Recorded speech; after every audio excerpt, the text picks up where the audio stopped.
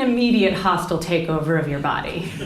It's pretty gnarly. And the only redeeming feature of early pregnancy is that you get to tell your friends and family that you're expecting a baby. And genuinely, it is an amazing time. It's really, really lovely. People shower you with love and attention, and they're constantly coming up to congratulate me about making a human that they don't even know if they're gonna like.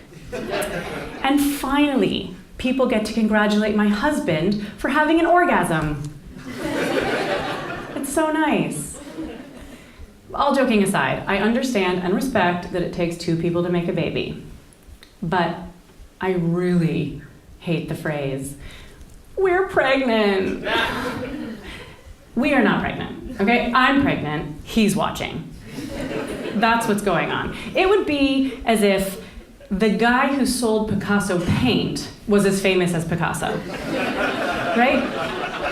Obviously, Picasso can't make his masterpiece without paint, but nobody knows the paint guy's name. Picasso could have gotten his paint from any paint guy. The difference is that Picasso got to choose his paint. He knew what he was getting. We women, as creators, don't have that luxury. We can do our research into a paint guy.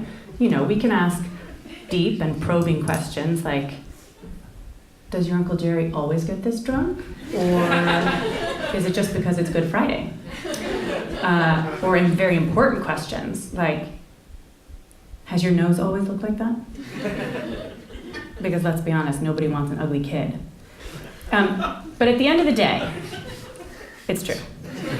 You all know it. At the end of the day, when you choose your paint guy, you kind of have to go in blind because even the paint guy doesn't know what he's going to sell you, right? None of the paint is labeled.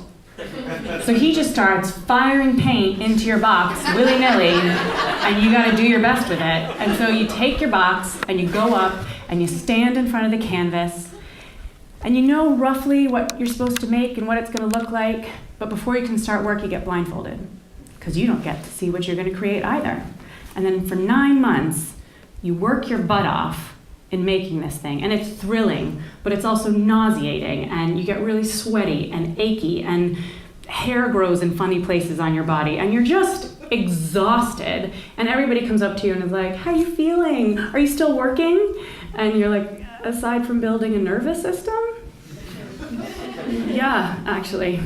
But then after 9 months, you get to take your blindfold off and look at what you've created, and it's the most beautiful thing you've ever seen.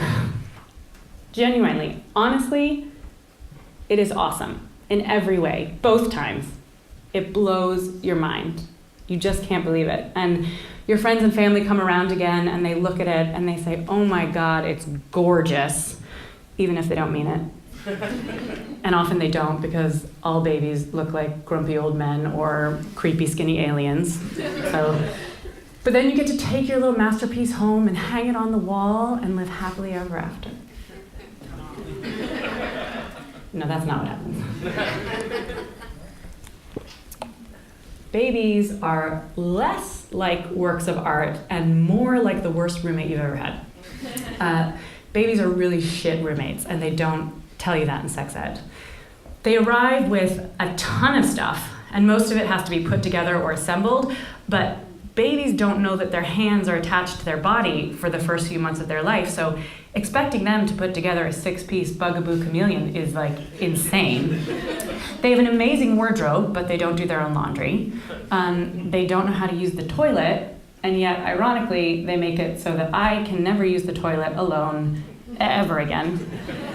They drink themselves to sleep every night, and they don't speak English, which makes communication often very frustrating and extremely boring. And yet, you bend over backwards, night and day, to do whatever these tiny people want. Did they tell you it was a night job? Oh yeah, no, it's a full 24-hour job. And that's okay, because you do it because it pays so well.